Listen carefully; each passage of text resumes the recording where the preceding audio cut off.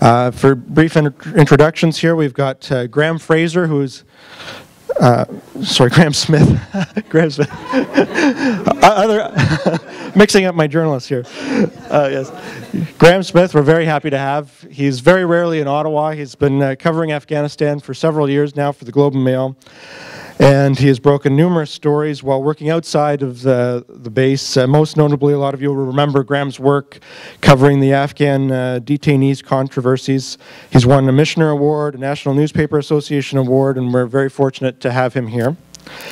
Many of you will know Scott Taylor, who's going to start off from his regular appearances on television and radio, offering his military expertise. He's a former soldier, and he's an editor of the Esprit De Corps magazine. So he's got knowledge of both sides of the story we're going to hear from today. And finally, we've got Murray Brewster, the parliamentary defence reporter for the Canadian Press. He'll take the audience from the doorsteps of the House of Commons to the mean streets of Kandahar with a view on the politics of the war. Murray is also a long-time volunteer with the Canadian Association of Journalists at the national and local levels, and he brought this panel together today, so a very big thanks to Murray for his hard work on this. So without further delay, I'll let Scott Taylor start us off. Thanks a lot, Scott. Okay. Good morning, everybody. I'm going to start off by cheating a little bit and having an introduction on video, if this works. We dim the lights.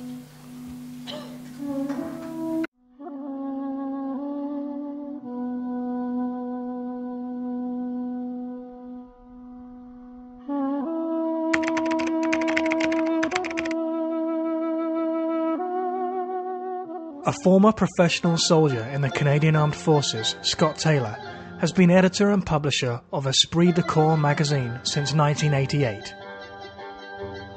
After exposing a number of top-level cover-ups and scandals while defending the rights of the rank-and-file soldiers, Scott was dubbed the voice of the grunts by the Globe and Mail, a bone in the brass throats by the Toronto Star, and a one-man army by the Toronto Sun. He has logged over 1 million air miles as a war correspondent, reporting for such global hotspots as the Persian Gulf, Cambodia, Western Sahara, Croatia, Bosnia, Iraq, Turkey, Yugoslavia, Kosovo, Macedonia, Azerbaijan, and Afghanistan. Since August 2000, Scott has made a total of 21 trips into Iraq to report on the effects of the UN sanctions, the ravages of depleted uranium following the 1991 Gulf War, but returned frequently to Iraq to view firsthand the ongoing humanitarian crisis plaguing this still embattled country. Then, in September 2004, he experienced the rare occasion when getting the story becomes the story. We were taken first to a house where equipment was taken away from us, and then during the course of the evening we were taken from there to a second house for interrogation. They blindfolded and gagged me, tied my hands behind my back. This is for the torture. They put me flat on my back and put my legs in the air, tied my feet to a pole, splayed apart, and then started to beat my feet and my legs. And one of them went berserk, which was actually fortuitous. He started to punch my face. His release generated a wave of international media coverage. In spring 2007, Scott Taylor's team, seasoned war correspondents David Pugliese and Australian photojournalist Sasha Uzunov, travelled back to war-torn Afghanistan for a 10-day journey of investigative reporting outside the wire. I believe we're at your front gate. Just want to confirm... Through his contacts in the Turkish embassy and Afghan establishment, Scott Taylor interviewed the notorious warlord-turned-military commander Abdul Rashid Dostum. First interview in 2 years, man. Mm-hmm. Fuck. We put it together of veteran fighters. Yeah. That would fight alongside NATO. Yeah. But take the fight to the Taliban. Senli's council is part of a controversial effort to convert the illegal opium trade in Afghanistan over to the model used in Turkey and Pakistan, where farmers sell their crop directly into the Western pain medication illicit market.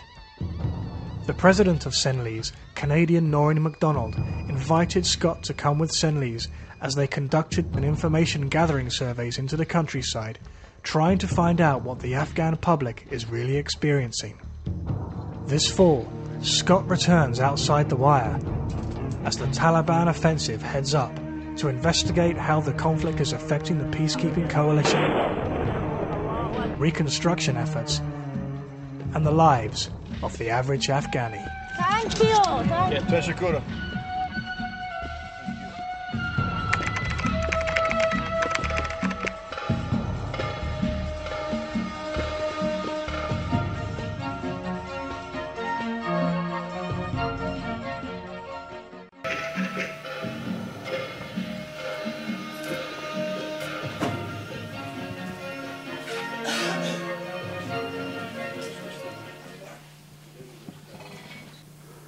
Okay, after that all singing, all dancing introduction, then we're going to slow things down a little bit with a much more conventional program here. Very unique, I think, the fact that there's three of us here today. Obviously, we're not a well-oiled machine. We've never worked together before, so we're going to figure this out on the go. We're all going to make brief presentations. I imagine there's going to be a lot of overlap, so we're all going to be careful that we don't cover the same ground. But going first gives me awful advantage over this. I can do a lot more from there. And of course, you'll forget what to ask me by the time the questions are being asked. Working unembedded in Afghanistan, as you can see from the slide, it's not something which is easily done. We've had recent stories about Melissa Fung being taken captive as well. Myself, I've experienced it in Iraq. It's a dangerous occupation.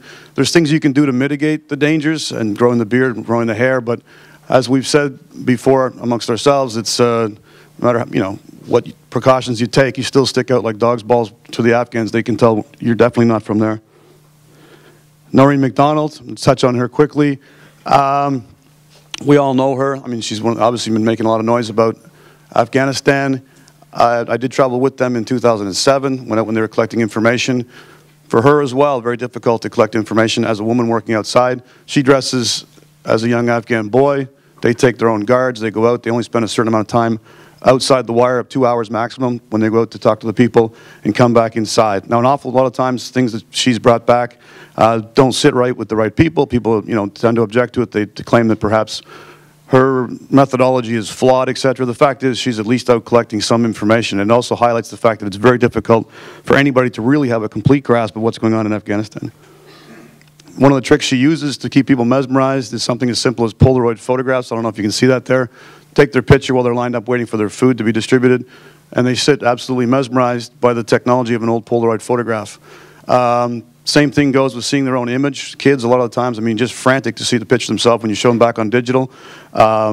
People there, it's one of those things which actually, their level of ignorance in the truest sense is one thing which for me, bodes a certain amount of hope, because of course it means that these people, there's not a whole lot of deep-rooted hatred for these people sitting there in a corner of Kandahar, thinking up things that they can do evil to the West when they don't even know the technology that we've got.